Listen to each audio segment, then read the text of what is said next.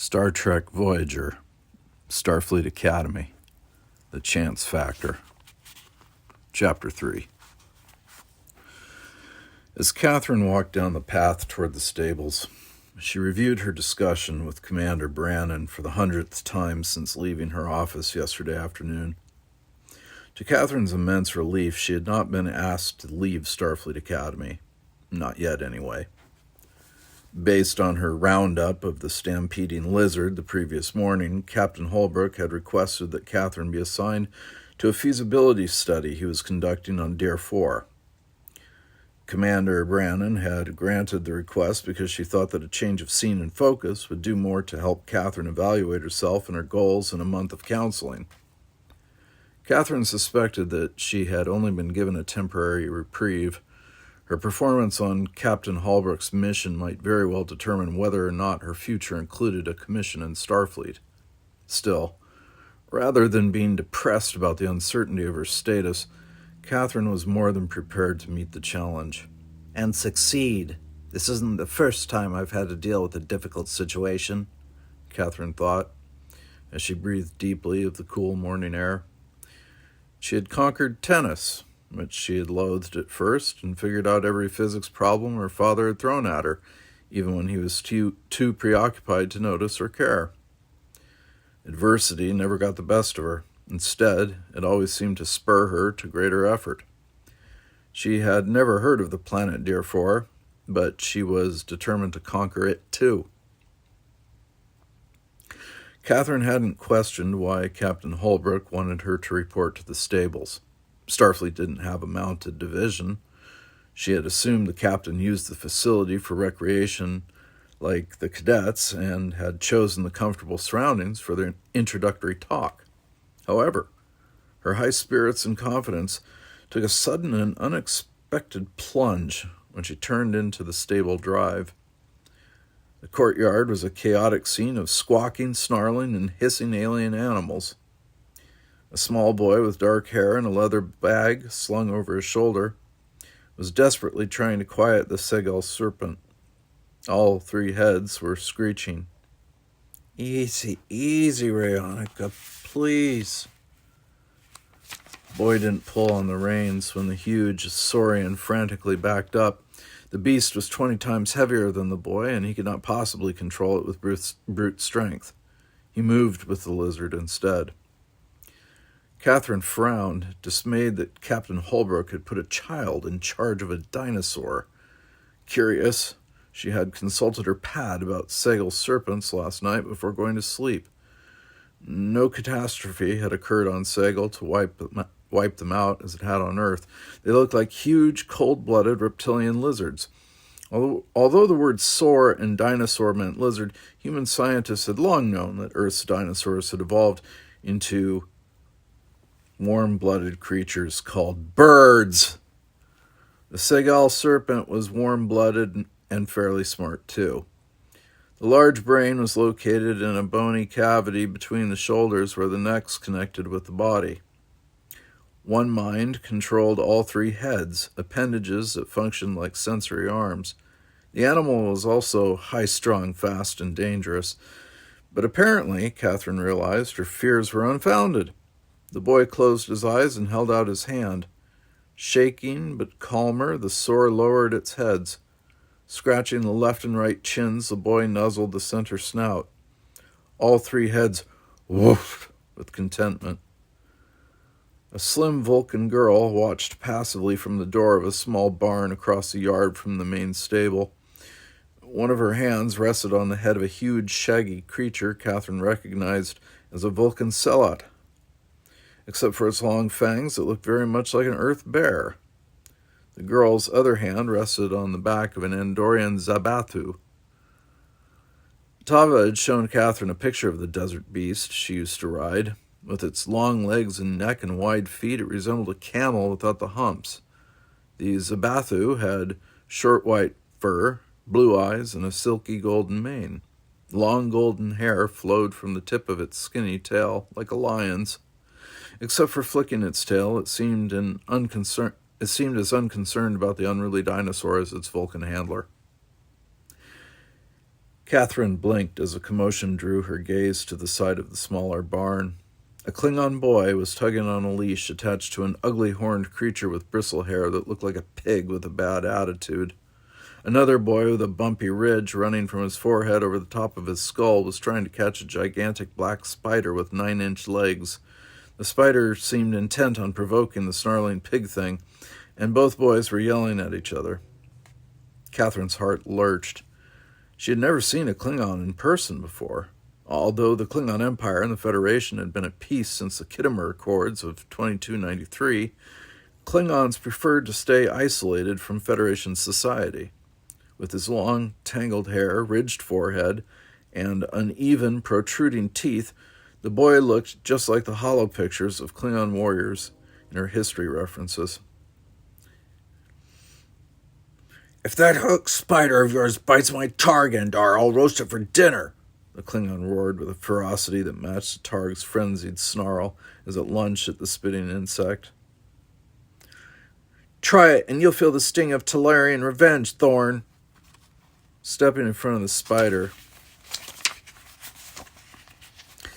Endar scooped it into his arms and held it protectively against his chest. A shiver of revulsion raced up Kathryn's spine. The Federation and the Talarians had been warring since they had first encountered each other. A species that kept spiders as pets demanded respect, but the presence of a sworn enemy was unnerving.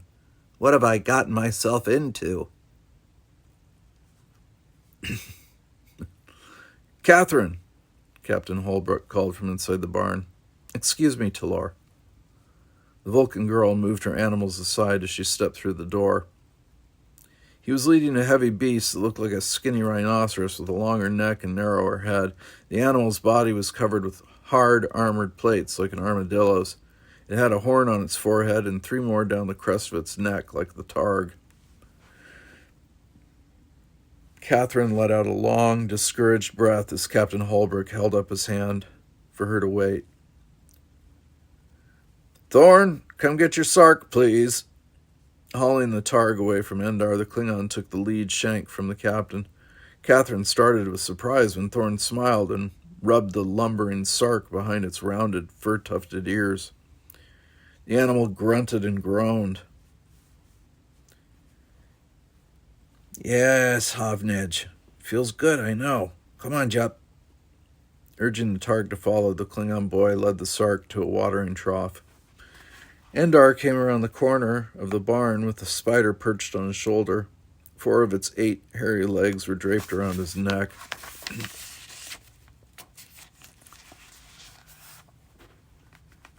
"Bring Ginjar out, would you, Endar?" Captain Holbrook asked as he waved Kathryn over. "I want everyone to meet the newest member of our expedition." The Talarian boy did not glance at her as he turned toward the barn, but Kathryn heard a low, puttering noise coming from the spider that sounded like purring. "Good to see you, Kathryn," the captain said as he extended his hand. Fine lines around his merry blue eyes crinkled when he smiled. "I suppose you're wondering what's going on here." "Yes, sir." Smiling tightly, Kathryn prudently kept quiet. She sometimes spoke before she stopped to think, which didn't always endear her to her peers and superiors. Right now, she was in enough trouble. "Come on, I'll explain while I give you the grand tour." Brushing a thick lock of blonde hair off his tanned forehead, Captain Holbrook ushered Kathryn into the small barn.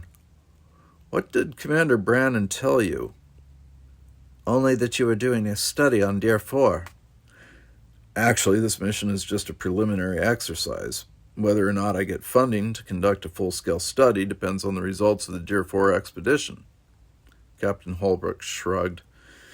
"Investigating the potential applications of non-technological resources is not high on Starfleet's list of priorities, I'm afraid." "Non-technological resources?" The official terminology for animals and all things primitive. Occasionally, Starfleet encounters emergency situations on worlds where cultural considerations or conditions prevent the use of standard high-tech equipment and operations. I'm convinced that the animals used on different worlds during their pre-industrial development can be put to effective use again for rescues and preliminary surveys, that kind of thing. "I see." To Kathryn's left, Endar put a halter on another unknown animal. A single spiraled horn graced the space between its huge green eyes. Covered in long, very fine silver hair, it held its head high on a long, slender neck.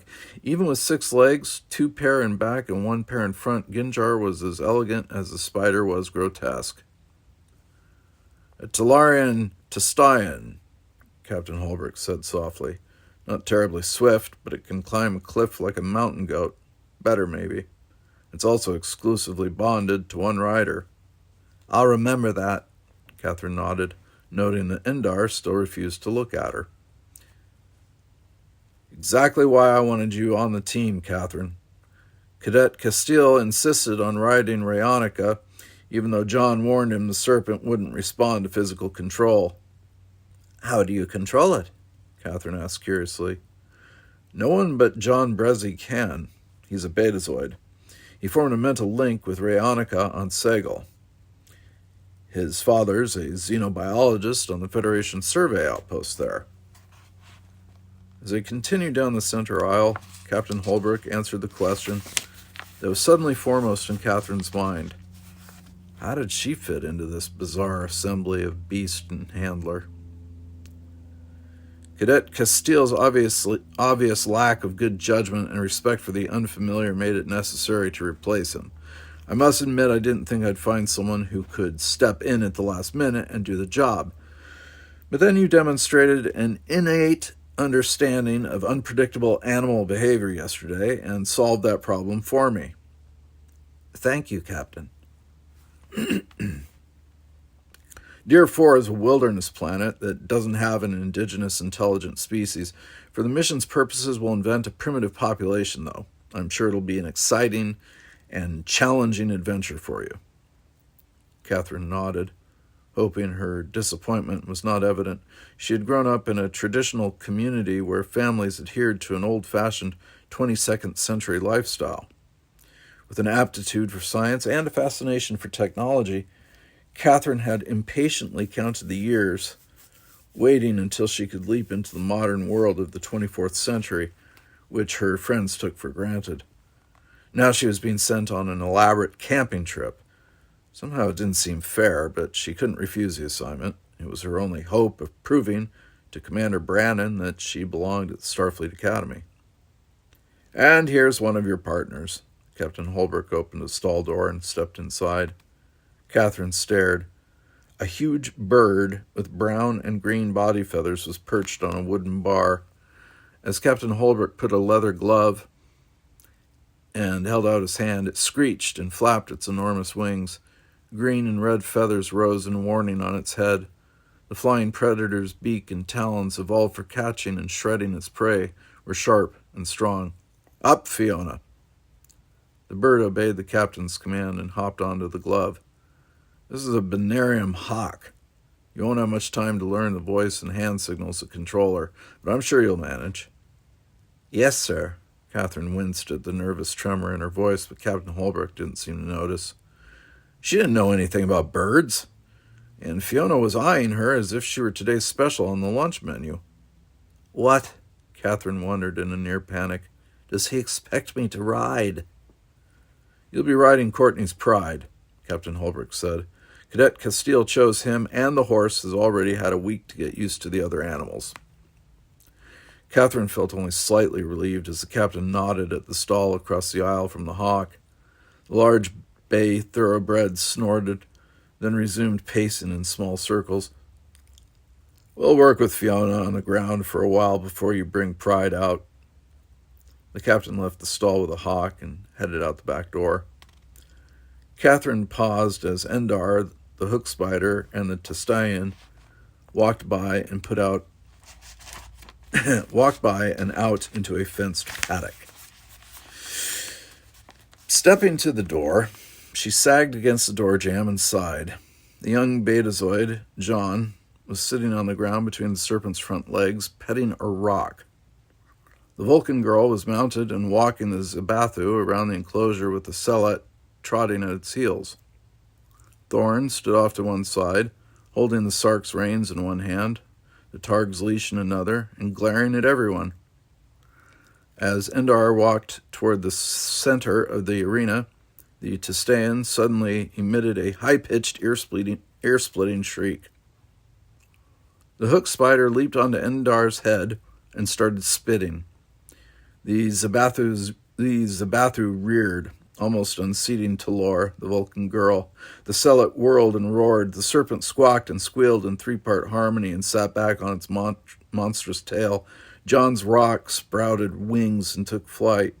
Fiona the hawk launched herself into the air to chase the flying stone. The Targ and the Sark bolted, dragging a sputtering thorn across the paddock through the dirt. Captain Holbrook whistled for the hawk and shook his head as the bird circled back. Kathryn watched in stunned dismay. Her future as a cadet was uncertain, but one thing she knew for sure: she had enrolled in Starfleet Academy, not the circus. Chapter 4. Kathryn led Pride out into the sunshine with a distinct sense of walking towards certain doom. The spirited horse had fidgeted constantly while she groomed and saddled him, and he broke out in a nervous sweat the instant he saw the other animals. Everyone else had settled down. The alien riders were all walking their mounts around the paddock. Endar with his spider clutched around his neck, John with his bag of flying rocks slung over his shoulder, and Thorn and Talor with the Targ and the Sellet trotting behind them. They stopped and turned when Captain Holbrook spotted Kathryn and waved. All eyes were on her again, Kathryn realized uneasily. She had been the center of attention when Captain Holbrook had taken her into the adjoining field to learn the hawk's basic commands. Although Kathryn had no experience with large birds, Fiona was well-trained and cooperative. Kathryn didn't have the same confidence in the horse. Ignoring the mounting block by the door, she lowered the stirrup on the English saddle. She wouldn't always have something to stand on when they got to Deer 4. She had to be able to mount from the ground. But the horse stood over 16 hands high, not quite 5.5 feet to the withers. Ordinarily, this wouldn't be a problem, but Pride refused to stand still. Kathryn's cheeks flamed red as he sidestepped, making her hop awkwardly for several seconds before she could swing herself into the saddle. Keeping a firm grip on the reins, she slipped her right foot into the right stirrup and reached for the left stirrup leather to adjust it back to the correct length. With Fiona perched on his gloved arm, Captain Holbrook walked out the gate toward her.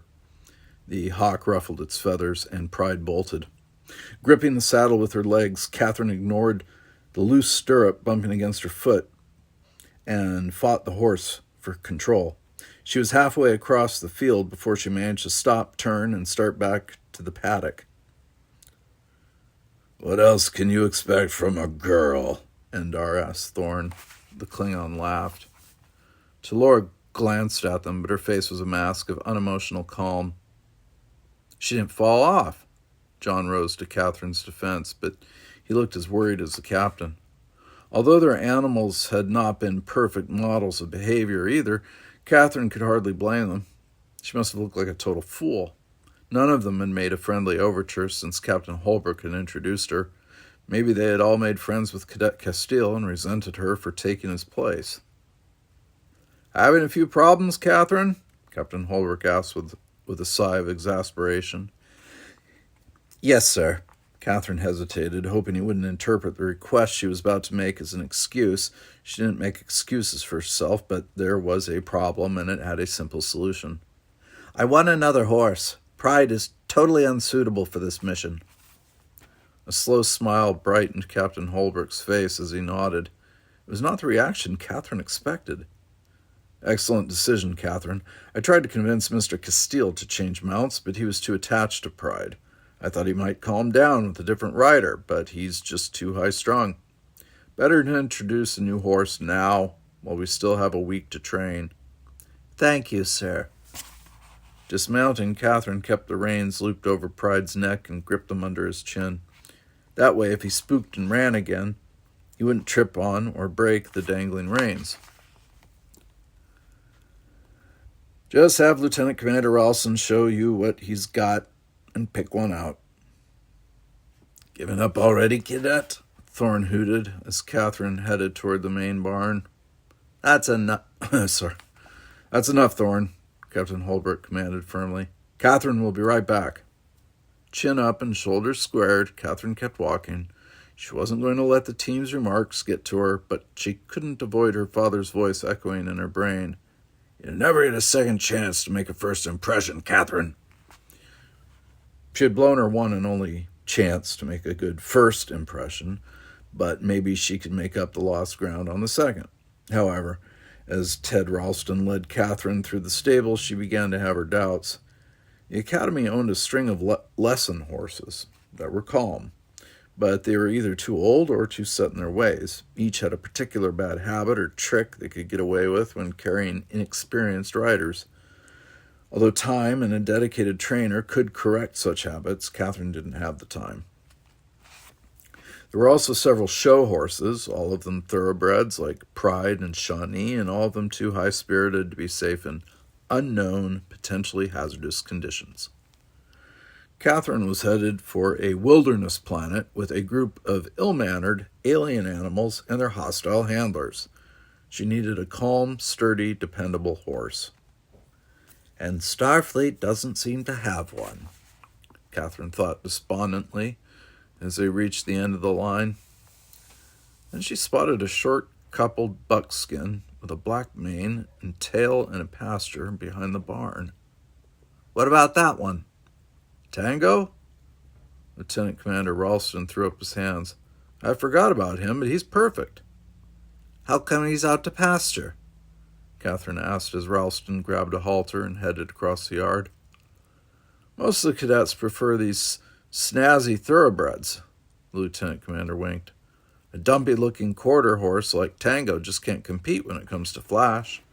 No sense making him stand in a stall all day waiting for a rider that never comes. Quarter horse, huh? Kathryn felt like she'd hit the jackpot. Bred to run a fast quarter mile when cleared land was scarce during American colonial times, the hardy, even-tempered, quick-turning quarter horse had moved on to herd cattle in the American West. It seemed fitting to take a quarter horse to the stars, too. Kathryn grinned as Ralston whistled and Tango lifted his head. The little horse was waiting at the gate when they got there.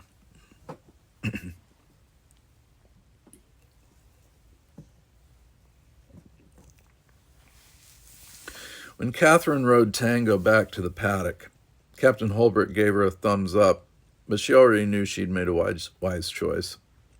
With the Western tack, she could mount in a second and carry more gear and supplies.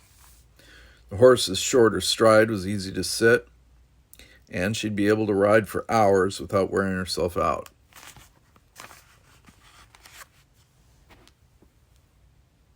He's kind of short, isn't he? Thorne sneered as Kathryn rode by. Yes, he is.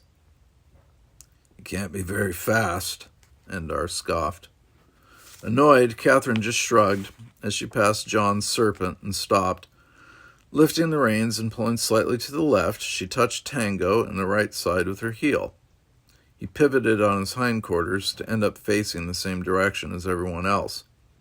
With a gentle tug, she backed him into line beside the lizard.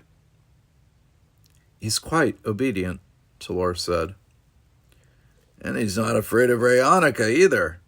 John beamed at Kathryn, then cocked his head a moment. That other horse made Rayonica really nervous. This one hardly upsets her at all. Kathryn blinked, then remembered that the Betazoid boy could read the serpent's thoughts. Okay, people, Captain Holbrook called for everyone's attention. We'll be staying in the ring today so Kathryn and Tango can get used to working with Fiona. Kathryn tensed as she slipped the leather glove over her left hand and arm and walked Tango into the center of the paddock. Captain Holbrook spent several minutes moving around the horse with the bird and transferring Fiona from his arm to Kathryn's. Tango's ears flicked nervously at first, but he didn't go berserk. Then the captain asked her to back the horse off a few feet. Desperately hoping Tango wouldn't buck, shy, or bolt, Kathryn lifted her arm and called sharply, Fiona, here! Tango started to back up as the bird flew toward them. Kathryn squeezed her legs to stop him and flinched slightly as the bird landed and gripped the leather with her talons. Kathryn held her there a minute, then gave the command to fly. The great hawk circled overhead until Captain Holbrook told her to call it back. Kathryn's heart fluttered with excitement, and she felt a deep sense of satisfaction when Fiona responded and came right to her. "Now try walking Tango around the ring." Urging the horse into a walk, Kathryn felt the tension ease from her muscles and his. Fiona raised her tucked wings to balance herself on Kathryn's arms. But within a few minutes, the bird adjusted to the ambling rhythm of Tango's gait, and Kathryn began to feel comfortable. As the hours passed and horse, hawk, and human became a functional unit, Kathryn found that she was actually enjoying herself. If the team could just resolve some of their differences, the mission might even be fun. The sun was plunging toward the horizon when Kathryn put Tango in Pride's old stall. She latched the door and rubbed her shoulder with a heavy sigh. "You're not used to riding all day, are you?" Talor closed her grooming box, then unclipped the zabathu from the cross ties and led the animal into its stall. "There you go, Chamois." "No, I'm not," Kathryn admitted with a wince. As much as she had wanted to escape her traditional family home, she wished she could soak in a bathtub tonight. A sonic shower might not have the same soothing effect on sore, stiff muscles, and she'd pay for that tomorrow. Even so, she felt oddly energized after the long and grueling workout. "A hot bath and some Vulcan liniment will help." "A bath?" Kathryn started and smiled. "I thought only John could read minds." "Actually, John Brezzi cannot read our thoughts. He can only sense animal minds. He's very sensitive about the deficiency." "Deficiency?"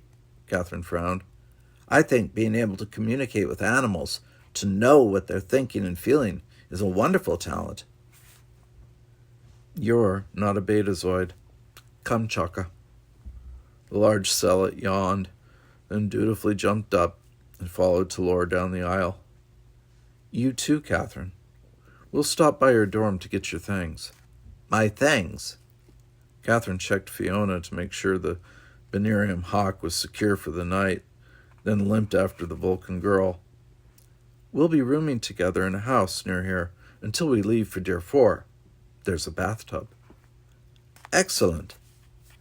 However, Kathryn's anticipation of a long soak in hot water was pushed to the back of her mind when she emerged into the courtyard. John was desperately trying to reach the leather bag full of flying rocks that Thorn was holding just beyond his grasp. Talor watched in remote, curious silence. Endar sat on a bench with his eyes closed, and the black, fuzzy foos curled up in his lap. The Talarian wasn't the least bit concerned about the Klingons' cruel teasing. Get them back to me, Thorn." "But I'm curious, John. Will they break if I drop them?" Thorn let go of the bag and caught it again with lightning-quick reflexes. He laughed when John cringed. "It is more likely they will attack," Talor said evenly. "I've heard the sandbats from Monarch 4 can be rather vicious when provoked." "And in this case," Kathryn said icily, "an attack would be justified."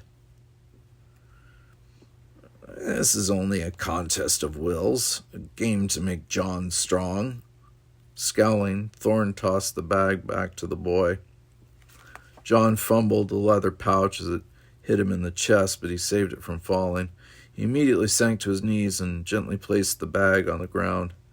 The sides bulged as the agitated sandbats shifted around inside. John closed his eyes and placed his hands on the bag, not daring to open it in case one of his notoriously dangerous pets tried to escape to get revenge.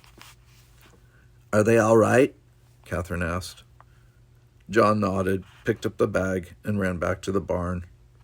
"Women," Endar muttered in disgust and looked at Kathryn narrowly. "John must fight his own battles and learn to defend himself if he expects to be a warrior. On my world, He would be humiliated if a female interfered.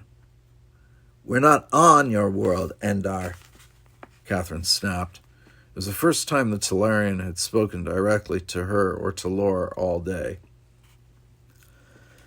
Kathryn's father and mother had discussed life on the Talarian homeworld during a period of intense hostilities a few years ago. The planet was ruled by a patriarchal society, but Kathryn hadn't believed women were excluded from everything except raising children and taking care of their homes. It didn't make sense to waste half the potential of the world's population. However, a few hours of dealing with Endar's rigid refusal to address her and Talor, let alone accept them as serious members of any team, had changed that misconception. And Kathryn thought coldly, a perception adjustment was in order for the Talarian, too. Human and Vulcan females were not the inconvenient, non-essential, weak creatures he believed them to be. "How does anyone on your world survive to become an adult if the older and stronger kids are allowed to prey on younger and smaller children?" Kathryn deliberately glared at the boy. Direct confrontation might get him to respond. "Only the strong survive. That's something a girl couldn't possibly understand." "John is not a Talarian, and I don't believe he has any desire to be a warrior," Talor said. "Therefore, this discussion is irrelevant." "See? Trying to explain anything to a woman is a waste of time." Cradling the spider, Endar rose and walked away without another word.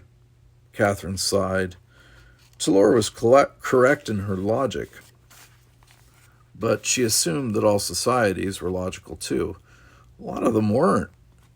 Endar respected strength and aggression, not reason. At least he had answered Kathryn's question. "I do not understand how your mighty Federation survives when it is infected with so much weakness." Snarling, Thorn called his targ and stomped off after Endar. "Do you still want that bath, Kathryn?" Talor asked. "Yes, but maybe we should make sure John is okay first." "He's with the Serpent," Talor spoke matter-of-factly, as though Kathryn's suggestion were completely irrational. "No one dares bother him in Rayonica's stall. That's why he goes there."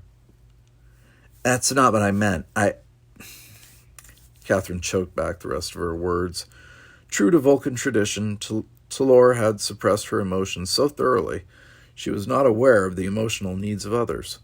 For all Kathryn knew, John had fled to Rayonica because he wanted to be left alone. As Kathryn followed Talor down the drive, she was suddenly overwhelmed with weariness. 5 minutes of trying to cope with so many diverse and incompatible alien personalities was infinitely more tiring than spending 10 hours in the saddle making friends with a bird.